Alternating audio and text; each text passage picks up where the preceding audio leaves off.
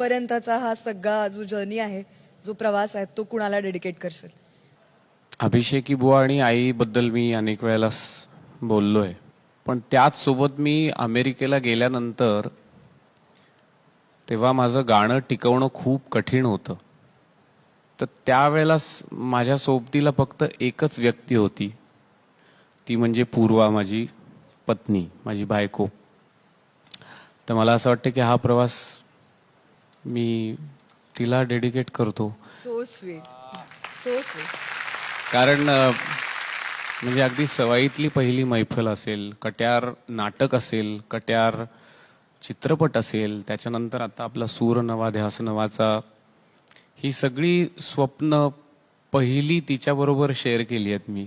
मग नंतर ती सगळ्यांच्या समोर आली त्या त्या रूपाने. माझा तिथे 18-20 वर्ष असल्या कारणाने व्याप खूप आहे. तिथे ती खंबीरपणे तिकडचा गड लढवू शकतीये, म्हणून मी इथे सातत्याने येऊ शकतोय. त्यामुळे हा पूर्वा करतो. So sweet. पूर्वासाठी काहीतरी एक गाणं छोटंसं. एक डुएट आहे जे मी आणि पूर्वा गायलोय. वा, सो स्वीट. तुमसे मिलके ऐसा लगा, तुमसे मिलके अरमां हुए पूरे दिल के. तुमसे मिलके ऐसा लगा, तुमसे मिलके अरमां हुए पूरे दिल के.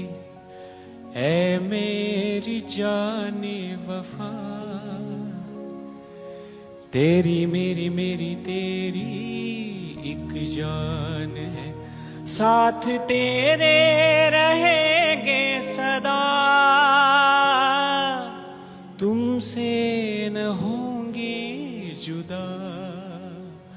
तुमसे मिलके ऐसा लगा, तुमसे मिलके अरमां हुए पूरे दिल के.